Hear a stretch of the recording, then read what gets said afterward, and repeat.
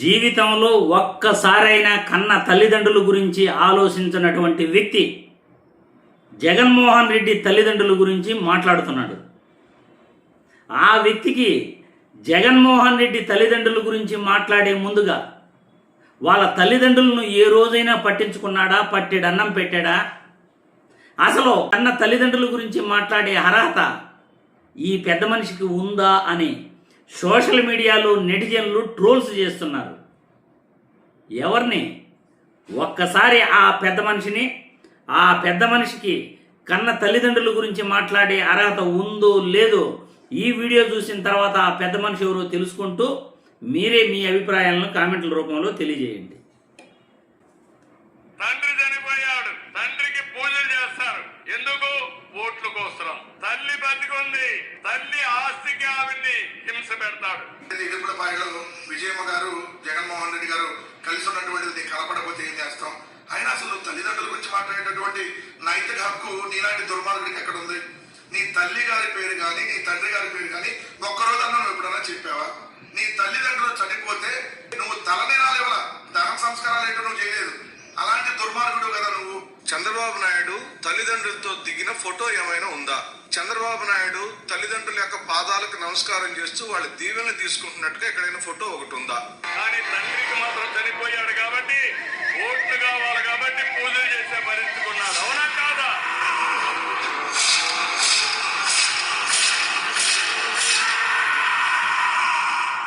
మీకు ఇలాంటి కన్నబిడ్డలు కావాలని అడుగుతున్నా. తల్లిని గౌరవించలేని వ్యక్తి నేను ఈ రోజు పెట్టాను. తల్లికి వందనం పెట్టండి. నేను ఈ రోజు పెట్టాను. తల్లికి వందనం పెట్టండి. ఎందుకన్నా సిగ్గుండా? పక్కనాడు పుట్టినటువంటి బిడ్డలకు మీ తండ్రులని చెప్పుకోవడానికి మీకెటో సిగ్గు లేదు. దాన్ని రిపీట్ చేసి చెప్పుకుంటా ఉన్నారు. దాని పేరు అమ్మ ఒడి.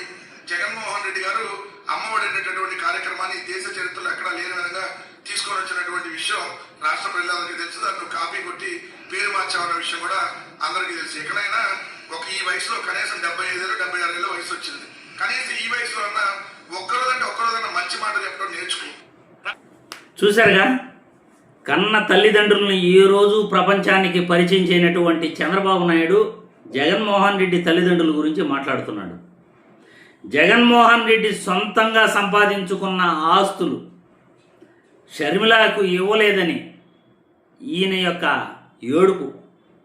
పోనీ నువ్విచ్చేది మీ చెల్లెలకి, నువ్విచ్చేది మీ తమ్ముడికి, నువ్వు ఏ రోజైనా ₹1 మీ తమ్ముడికి కానీ మీ చెల్లెలకి కానీ ఇచ్చావా?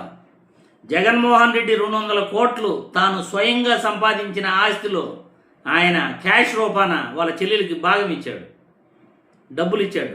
మరి నువ్వు ఏ రోజైనా నీ తల్లికి కానీ నీ తండ్రికి కానీ పట్టెడన్నం పెట్టావా? హైదరాబాద్ పిలిపించుకుని ఇంట్లో కూర్చొని పెట్టి వాళ్ళకు పట్టెడన్నం పెట్టిన చరిత్ర చంద్రబాబు గారికి ఉందా? మరి ఎందుకు జగన్మోహన్ రెడ్డి తల్లిదండ్రుల గురించి మాట్లాడుతున్నావు? నువ్వు నీ చెల్లికి నీ తమ్ముడికి ₹1 నీ ఆస్తులు చిల్లి గవ్వ కూడా ఇవ్వలా. జగన్మోహన్ రెడ్డి 200 కోట్లు ఇచ్చాడు. ఈ రాష్ట్రంలో ఏ అన్న తన సొంత చెల్లికి 200 కోట్లు ఎవడైనా ఇచ్చాడా? ఉంటే వాళ్ళ పేర్లు చెప్పండి. సిగ్గుండాలి ఏదైనా మాట్లాడడానికి. వ్యక్తిగత విమర్శలు చేయడానికి సిగ్గుండాలి. మనం వ్యక్తిగత విమర్శలు చేసే ముందు మనం మన తల్లిదండ్రులను ఎలా చూసుకున్నామో అది చరిత్ర తెలుసుకుని మాట్లాడాలి. ఏ రోజు చంద్రబాబు నాయుడు వాళ్ళ కన్న తల్లిదండ్రులతో ఫోటో దిగింది లేదు, వాళ్ళకి పట్టెడన్నం పెట్టింది లేదు, కనీసం తండ్రి తల్లి చనిపోతే తలనీలాలు ఇచ్చింది కూడా లేదు, వాళ్ళ కొరివి ఎట్లా పెట్టలేదు, తలనీలాలు కూడా ఇవ్వలేదు. మరి అటువంటి వ్యక్తి జగన్మోహన్ రెడ్డి తల్లి గురించి తండ్రి గురించి మాట్లాడుతున్నావు. తల్లికి వందనం నువ్వు పెట్టావా? తల్లికి వందనం నీదా? ఆ విధంగా అబద్ధాలు చెప్పడానికి కనీసం మనసు ఎలా వచ్చిందయ్యా నీకు? ఇన్ని పచ్చి అబద్ధాలు మాట్లాడుతున్నావే, జనాలు ఎవరికి తెలియదు అనుకుంటున్నావా? జగన్మోహన్ రెడ్డి అమ్మఒడి పథకం పెడితే దాని పేరు మార్చి తల్లికి వందనం, తండ్రికి వందనం. ఏమో నువ్వు వందనం చేసినట్లు మీ అమ్మ మీ నాయనకి. ఎప్పుడు ఏ రోజు వందనం చేసావు? ఏ రోజు నువ్వు దండం పెట్టావు మీ అమ్మ మీ నాయనకి? తల్లికి వందనం అని గొప్పగా చెప్పుకుంటున్నావు. అది జగన్మోహన్ రెడ్డి యొక్క క్రెడిట్. ఈరోజు ప్రభుత్వ బడుల్లో, ప్రైవేట్ బడుల్లో చదివే పిల్లకాయలకి డబ్బులు అకౌంట్లో వేస్తున్నారంటే అది జగన్మోహన్ రెడ్డి యొక్క క్రెడిట్, నీ క్రెడిట్ కాదది.